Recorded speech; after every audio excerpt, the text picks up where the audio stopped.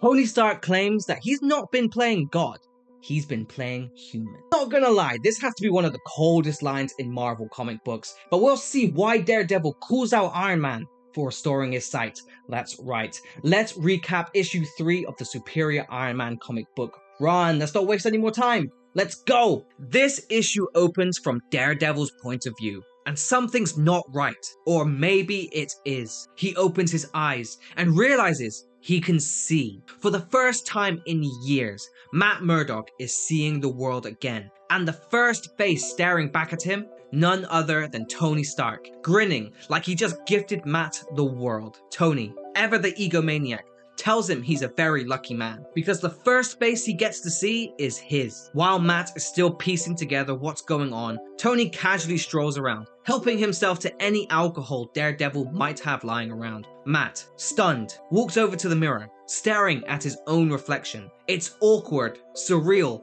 but powerful. However, the moment doesn't last long. He turns back to Stark, who begins to explain the science behind this miracle. Tony reveals that the Extremis virus, or this particular version of it, was specifically tailored to fix the scarring on Matt's ocular nerves. It worked. He's seeing again. There's a catch. It's only temporary. Without regular boosters, the effect will wear off. And of course, Tony offers those boosters to Matt, totally free. But Matt knows what's really going on. This isn't kindness. Tony's not helping out the goodness of his heart. He's trying to hook him in, get him addicted to Extremis, make him dependent, and buy his approval. And the worst part? Tony just doesn't care. It's like he can't even grasp why this would bother Matt. He lifts his drink and smugly tells him to enjoy it. That's when Matt had enough. He knocks the drink right out of Tony's hand and demands to know, who does he think he is? What gives him the right to play God? And Tony's response? Just chilling. I'm not playing God.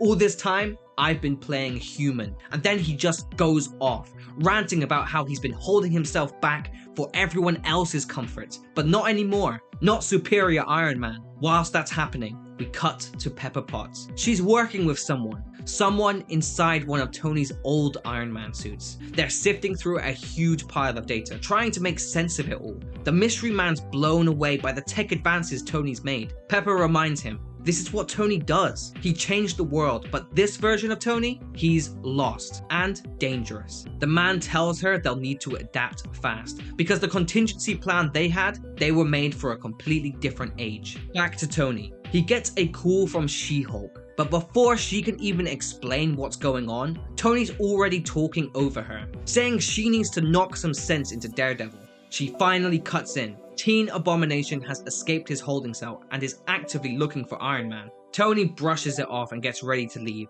but Matt steps in again. He's not done talking to Tony, but Tony's reply? A straight up punch to the face. He knocks Matt to the ground and then tells him that he's beneath him. If Matt wants to be sensible and keep his sight, he knows how to reach him. But if he wants to stay righteous, he can enjoy riding his high horse through a dark world. That's just cold. As Tony flies off, Matt just stares, but then he reaches for the phone. He makes it cool, quick and straight to the point. He asks if the person on the other end can meet. Now we cut to Stark Island, formerly Alcatraz, and it's chaos. Teen Abomination is tearing through the place, screaming Tony Stark's name at the top of his lungs. A helicopter shows up and opens fire. But it's useless. He barely even flinches. Then, with all of his strength, Teen Abomination picks up 2 motorcycles and hurls one straight at the chopper. The helicopter starts to spiral out of control, headed for the water. The SHIELD agents inside are panicking. But before it hits, Iron Man swoops in and grabs both agents, saving them mid-air. They breathe a sigh of relief, until Tony casually asks, "Can you swim?"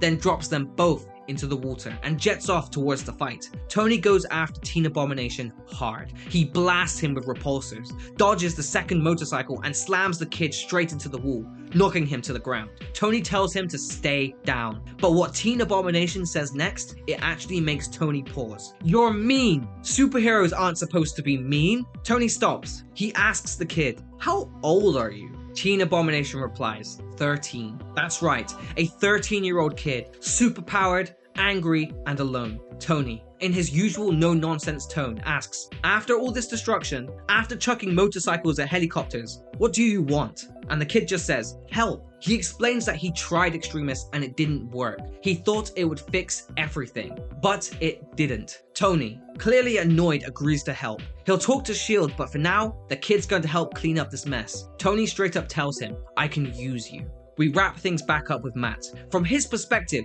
we see him arrive at a familiar door. He knocks, and Foggy opens it. Foggy has no idea, but this is the first time Matt is seeing his face, ever. Foggy asks, what's wrong? But Matt can't explain, because as they speak, his vision starts to fade. Slowly but surely, he slips back into darkness, back to relying on his heightened senses, back to the world he knows.